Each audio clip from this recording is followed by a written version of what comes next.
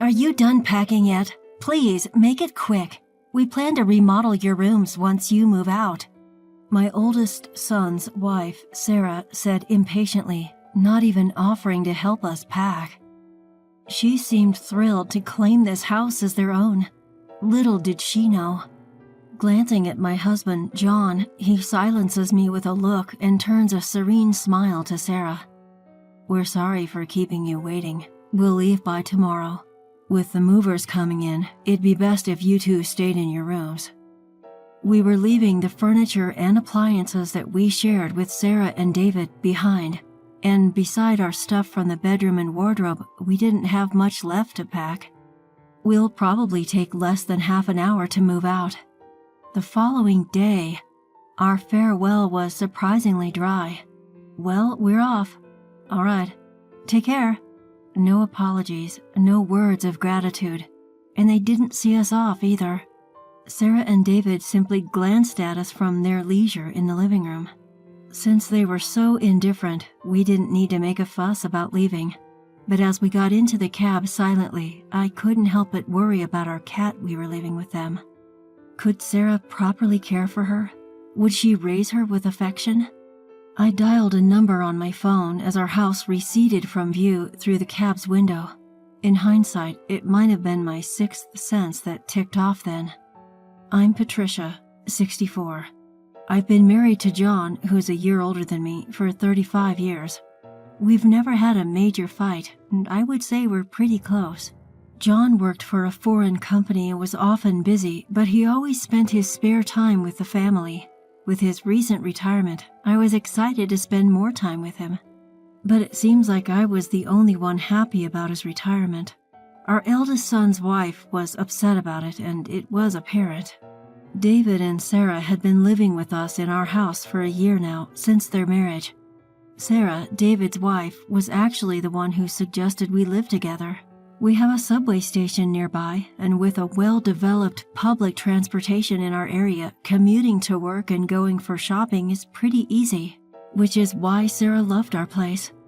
My husband John and I had initially been reluctant, considering they were newlyweds, but we eventually gave in, leading to our current situation. Not even in our wildest dreams did we think things would turn out this way. "What on earth are you thinking?" That was one day about 2 months after John retired from his company. Just as I had returned from shopping, I heard John's booming voice and froze. In the living room, John was scolding our eldest son, David, who was sitting on the couch. It was unusual to find John this angry since he's usually calm and gentle. "What's going on?" With a heavy sigh, John turned to me. "David was rummaging through my bag and stealing money from my wallet." "What?" "Apparently he lost big on a trifecta bet at the Kentucky Derby and is strapped for cash." With that, John snatched a few dollar bills and his wallet from David's hand. It was indeed John's wallet. I was sure of it because I had given it to him as a gift on our 20th wedding anniversary. The fact that David was holding the wallet and money was undeniable proof that what John said was true. "David, didn't you quit wagering on horses? You lost big before and swore you'd never do it again, so why?" Whether he heard me or not, David just continued to watch TV without responding. Ever since he was a child, he would often ignore us when we lectured him or talked about something that didn't interest him. There are times that he doesn't remember the things I've told him verbally. This time was no different, and it seemed my pleas had no effect. However, even without an answer from David, I had a hunch about why he had started betting on horse racing again. Oh, it must be Sarah. David never cared about horse racing to begin with. He would never stoop so low as to take money from someone else's wallet, and he had never committed any crime like shoplifting. If I asked what caused such a drastic change in David, who was a hard-working office worker, I would answer without a doubt. It was meeting Sarah. Sarah is a bright and active woman. When we were first introduced to her, I hoped she would help bring David, who was introverted, out of his shell. But back then, I never knew about her hobby, that she was a huge fan of horse racing. and that her sense of spending is completely off kilter. "You heard your mother talking, so why don't you at least say something?" said my frustrated husband as he turned off the TV. At that, David finally opened his mouth. "Shut up. I've paid you back, so stop nagging me. Besides, what's got you so worked up about a couple of $100 bills? What?" "I was actually surprised at how light your wallet was. You've really gone downhill, haven't you, Dad?" "Well, I'm retired, so what did you expect?" "How lame." With that, David left the living room. I almost tried to stop him, but my husband held me back. "I'm at fault too for carelessly leaving my wallet around. Besides, repeatedly scolding him isn't going to help. But his attitude is far too unacceptable. This is too much." John has never been the kind of person to flaunt his role as the main breadwinner of the family, but it's a plain fact that it's thanks to him that we are able to maintain our lifestyle, and he provides for David and his wife as well. They're able to save on rent and living expenses as well, since they always come up with an excuse not to contribute to the household's expenses. So it's my husband who's been covering majority of our expenses. And yet, instead of respecting John, David disparaged him. David's comments were unacceptable, but I was also enraged with his wife for introducing him to gambling. A few days later, still feeling uneasy, I decided to ask David's wife directly. "It seems like David is struggling with money lately. Do you know anything about it?" "Oh, he apparently took a big hit at the Kentucky Derby." "You knew about it?" "Yeah, after all, I was the one who suggested we go together." Just as I thought, sure enough, David had been drawn back in to horse racing by Sarah. Why would you do such a thing? David was trying to quit horse racing. "Is that so? I had no idea." "Please, Sarah, I'm begging you not to invite David to the horse races anymore. If this keeps up, won't you be in trouble too?" "Well, we each have our own earnings and we're just doing what we like, so I have no problem with it." I was taken aback by her reply. Certainly both David and Sarah, as a couple, were earning their own money, and they could spend it on whatever as long as they had food, rent, and clothing covered. But you two are a married couple, right? You might even have kids in the future, for their sake as well. "We've decided not to have children. We don't want to give up the things we love just to be tied down raising a kid." I was shocked again by her response. There was too much information to process all at once, but in a way it made sense. Having children would require you to have more savings by tens of thousands of dollars, which is probably why they can be so careless with money. But even without children, a married couple is still a married couple. But as a couple, you should support each other when in trouble, right? David is in trouble right now.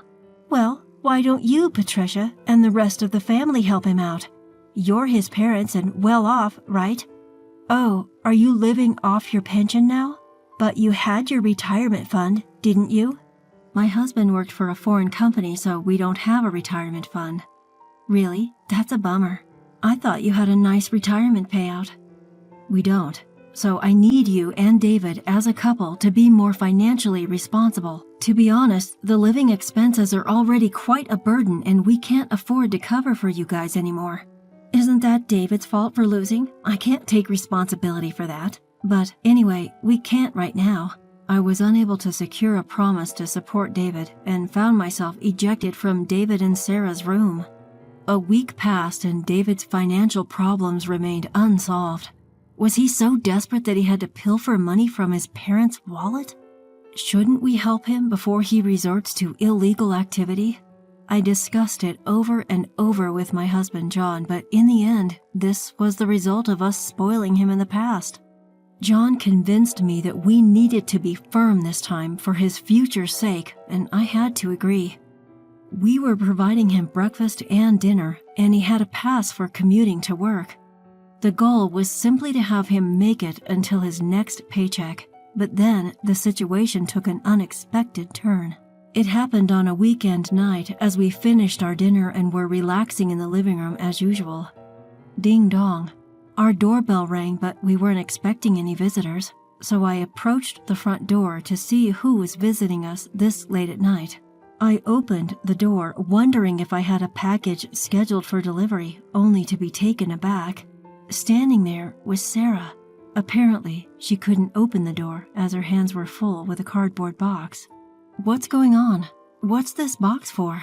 As I hurriedly took the box from her, a rustling sound echoed from within, causing me to let out a scream. In an instant, the box opened, and I found myself face to face with the animal inside. It was a cat. "Isn't it cute? I found it abandoned on my way home," Sarah said with a proud grin. I was momentarily stunned, but I quickly remembered the gravity of the situation and yelled toward the living room. "John, go to our bedroom and shut the door immediately." I then closed the box and pushed it back toward Sarah. "Sarah, I'm sorry, but we can't keep a cat in our house." "Huh? Why's that?" I explained to the confused Sarah that my husband John has a severe cat allergy. In addition to developing inflammation upon contact with cat saliva, he also suffers asthma-like symptoms when inhaling cat hair or dander. There was even a time in the past when he was rushed to the hospital because David had returned from a friend's house who had cats, with his clothes covered in fur. I thought I had already told Sarah about this when we started living together, but she seemed to have forgotten. "So what are you saying? Do you want me to take it back where I found it? In this cold weather, it'll die." I was at a loss for words at Sarah's statement. I don't dislike cats. I couldn't possibly tell her to return it to the freezing cold outside.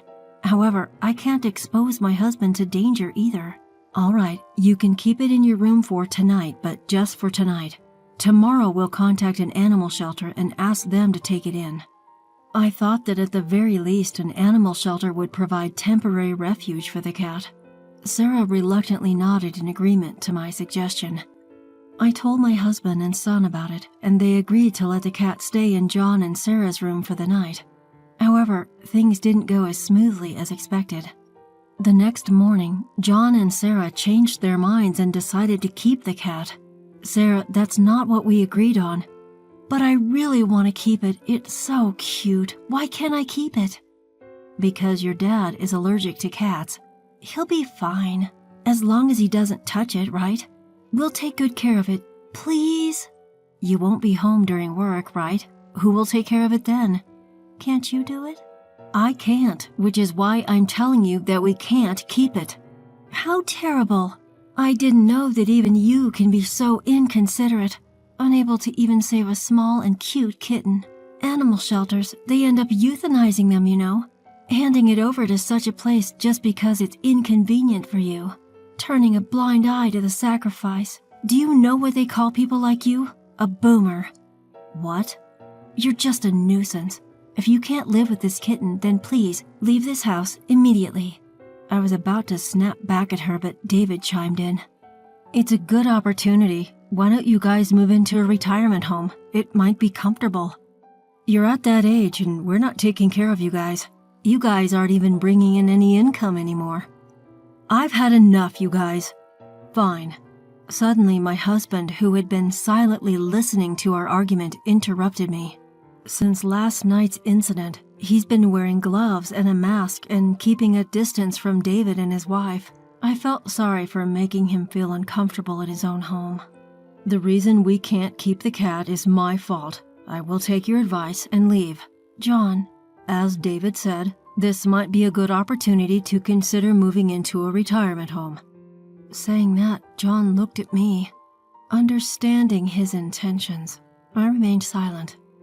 David and his wife probably took this as us giving up on our house. They suddenly became more cocky. "We'll take good care of this house, so don't worry, but keep the property under your name. The paperwork and payments are a pain.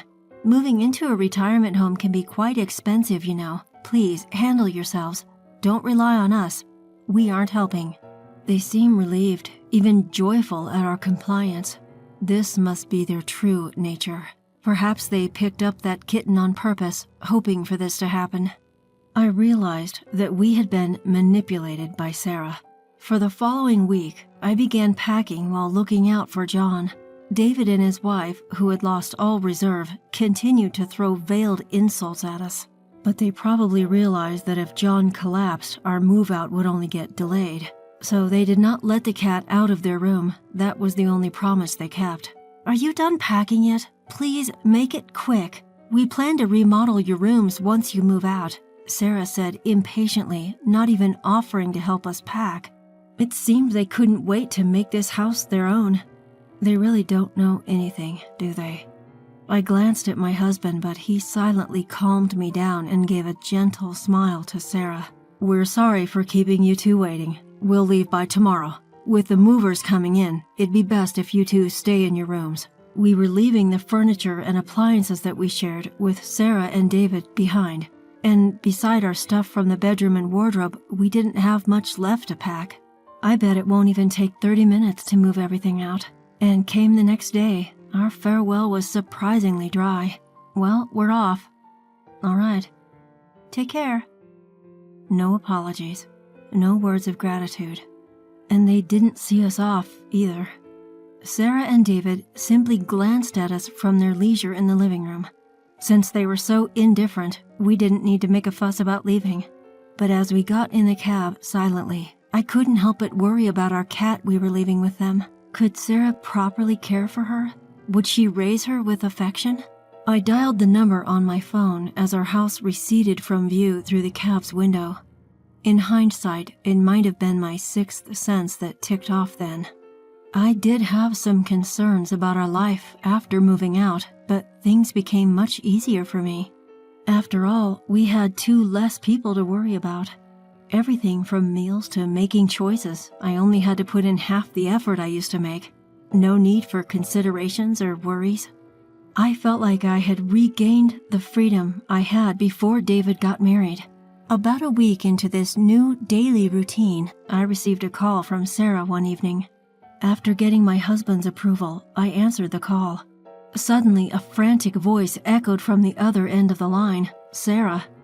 Patricia, what's going on? Power and gas have been cut off. It seemed that she had just gotten home. She was so flustered that the call had accidentally switched to video, but all that could be seen on the screen was the light from a flashlight moving around in a pitch-black room. I couldn't see her face. That's because we canceled the contract for our utility bills. Of course they'd be off. What? What do you mean?